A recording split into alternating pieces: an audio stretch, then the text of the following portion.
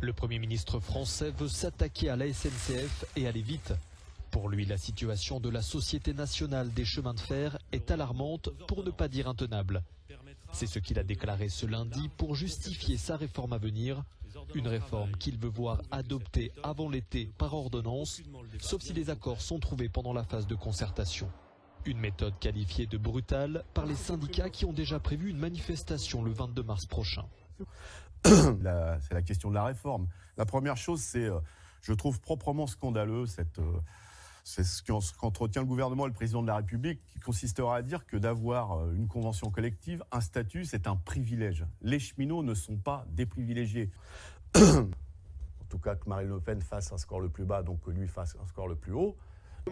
Pour dire que le programme de M. Macron nous convient. C'est d'abord pour dire stop au Front National, que la seule solution pour lutter contre le Front National, c'est de mettre un bulletin de M. Macron dans l'urne. Dire que le programme de M. Macron nous convient. J'appelle donc à battre le plus fortement et le plus puissamment possible le Front National. À battre l'extrême droite en votant pour Emmanuel Macron.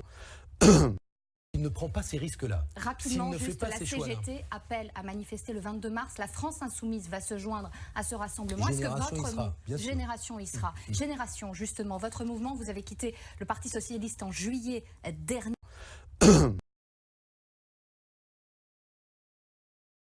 Dire que le programme de M. Macron nous convient.